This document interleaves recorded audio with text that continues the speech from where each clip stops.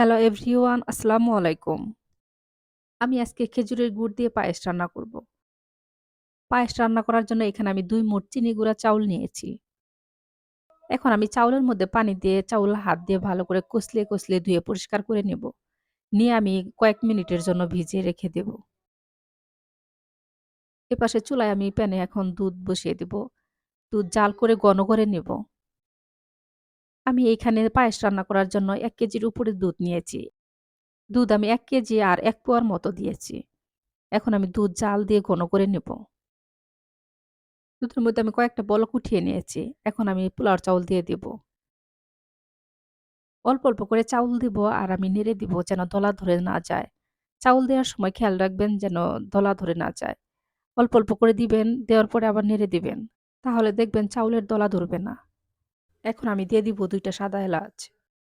এই সাদা এলাচ যখন পায়েসের মধ্যে দিবেন তখন মুখ ফেটে না দিয়ে সাদা এলাচ থেতো করে দিবেন। তাহলে দেখবেন যে খুব সুন্দর একটা স্মেল বের হবে।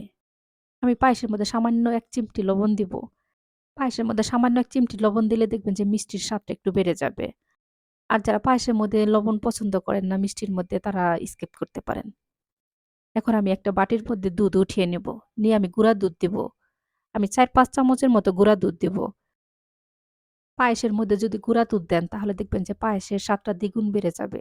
তাই হাতের কাছে গুঁড়া দুধ থাকলে অবশ্যই পায়েসের মধ্যে গুঁড়া দুধ দিবেন। গরম দুধের মধ্যে আমি গুঁড়া দুধ দিলাম না যদি দলা ধরে যায় তার জন্য। দুধ একটু উঠিয়ে নিয়ে তারপরে এরকম করে মিশিয়ে দিবেন। তাহলে দেখবেন যে আর দলা ধরে যাবে না।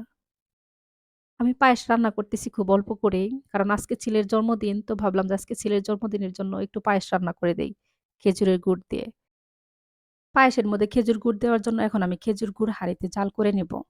আমি একবারে দুধের মধ্যে সোজা দিব না কারণ যদি দুধ ফেটে যায় খেজুর গুড়ের মধ্যে আমি সামান্য একটু পানি দিয়ে তারপরে জাল করে নেব। জাল করে একদম ঘন করে নিব। খেজুরের গুড় যতটুকু পায়েসের মধ্যে লাগবে সেইটুকুই আমি জাল করে নিচ্ছি। অনেকে আছে মিষ্টি বেশি পছন্দ করেন আবার কম পছন্দ করেন। কমিয়ে বাড়িয়ে তারপরে জাল করে নিবেন। জাল করে এরকম একটা গুড়ের শিরা তৈরি করে নিবেন। গুড় জাল দেওয়া হয়ে গেছে এখন আমি গুড় নামিয়ে ফেলবো। নিয়ে এখন আমি পায়েসের মধ্যে দিয়ে দিব। আর এরকম করে পায়েস রান্না করে খেয়ে দেখবেন, দেখবেন খুব ভালো লাগবে খেতে। এখন আমি দিয়ে দিব উপরে কাঠবাদাম। দিয়ে এখন আমি পায়েস একটু নেড়ে দিব আর দিয়ে দিব ৪-৫ টা কিশমিশ। এখন আমি চুলার জাল মাঝারি আঁচে রেখে ২-৩ মিনিটের মতো পায়েস রান্না করে নিব। আমার মতন করে শুধু একদিন এইভাবে পায়েস রান্না করে খেয়ে দেখবেন। তারপরে আমাকে কমেন্ট করে জানাবেন এই পায়েস রান্নাটা খেতে কেমন হয়েছিল।